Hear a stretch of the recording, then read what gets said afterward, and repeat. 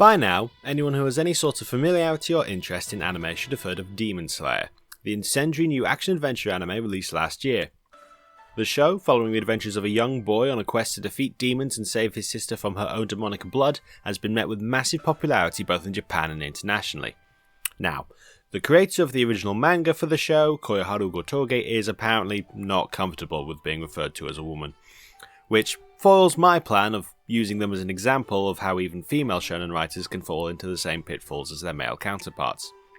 However, Gotoge is still an example of a diverse voice in the genre, and that, combined with the sheer popularity of Demon Slayer, highlights just how ingrained in the genre this imbalance in gender representation is. Demon Slayer is a fantastic show that focuses heavily on championing empathy and goes to great lengths to humanise even the most monstrous of creatures. It's not a show, I would say, that has any explicitly problematic messaging either. Certainly, the show features a number of intelligent and capable women who are never exploited for the sake of cheap fan service. In particular, Shinobu and Kano stand out as equivalent or even superior in demon slaying skill to their male counterparts. It's somewhat disappointing then to see so little of them during the show. Now, to a certain degree, this is in service of the plot and focusing on the primary cast members, which I'm not against. I had a lot of fun watching the main trio of Tanjiro, Zenitsu and Inosuke interacting with each other. Out of the three, watching Tanjiro's growth and journey was by far the most compelling, and after some initial surprise at the show's time skip, I thought his story was very well paced. I find it hard to imagine inserting a fourth character into this group and coming away with the same story I enjoyed so much. Except, there was always a fourth character. This was always a quartet. Wherever Tanjiro goes, he carries his sister, Nezuko, with him. The very purpose of Tanjiro's quest, the reason for the training, demon slaying and befriending, is Nezuko. Without Nezuko, the story of Demon Slayer is completely different.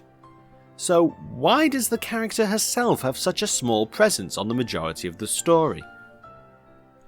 A thought-provoking article written by Trevor Richardson highlights how Demon Slayer's choice to not only keep Nezuko stored in a box for the majority of the story, but also to muzzle, hypnotise and infantilize her all lead to a frustrating and thematically inconsistent story.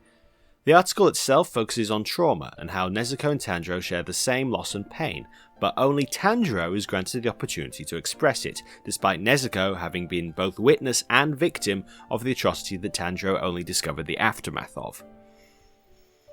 The ultimate point both the article and I are trying to express is that throughout Demon Slayer's first season, the audience has very little opportunity to empathise with Nezuko herself, rather than just being invested in her safety through our connection to Tanjiro.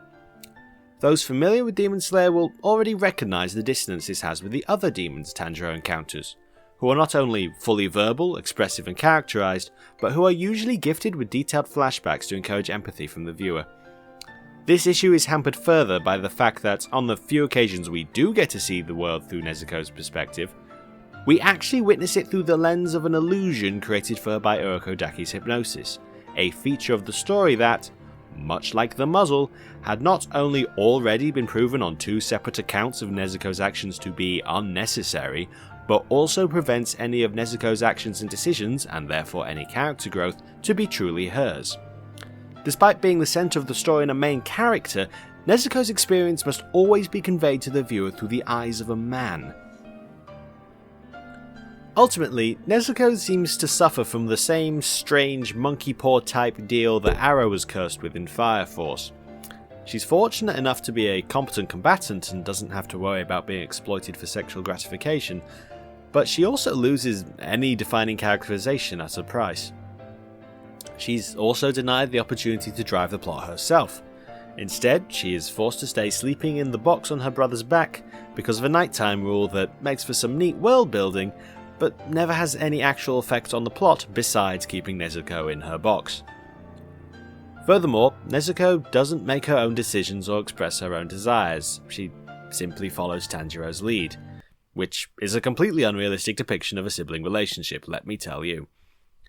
She's treated as little more than a semi-autonomous trophy. Man, this show is just full of the patriarchy. I wouldn't go so far as to say that Demon Slayer is as bad as Fire Force. As I've already hinted at, Demon Slayer is quite similar in how it empowers its female cast without being anywhere near as exploitative at the same time.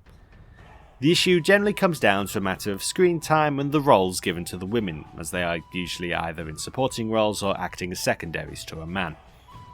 And with both the breathing techniques and demon blood being physics-defying magic, there's really no believable reason for such an imbalance of genders. Whatever might be considered the usual rules don't apply here. In fact, what few rules do exist in Demon Slayer's magic system seem to only exist to restrict Nezuko, as the other demons never seem to run up against any limitations other than Tanjiro's sword. These limitations appear to serve the purpose of attaching a tangible cost to Nezuko's decision to not eat humans. However, as discussed previously, this isn't really her decision. The existence of a cost would be much more important if Nezuko were fully autonomous, and constantly having to weigh the benefits of drinking blood against her own morality. That way, the temptation would always be there. Nezuko being unable to help Tanjiro because she had chosen to sleep would be a more personal complication. The test at the end of the first season would actually matter. But as it stands, none of this potential depth exists because we know that Nezuko is under the effects of mind control that won't allow her to do anything bad. Or anything at all, really. Now, in all fairness, as Demon Slayer went on and its cast expanded, it did get a little better at providing a larger number of female characters, and this trend very well might carry on as the story continues. Or it might not. I have no idea, I've not read the manga. Similarly, Fire Force is still a relatively young show with room to improve in its later seasons, and both these shows are fairly new to the anime landscape, so it's not all that accurate to use them to assess the current state of Shounen as a whole. Which leads me to consider a more popular show, one with a few more seasons under its belt, one that might better serve as a show that defines modern anime.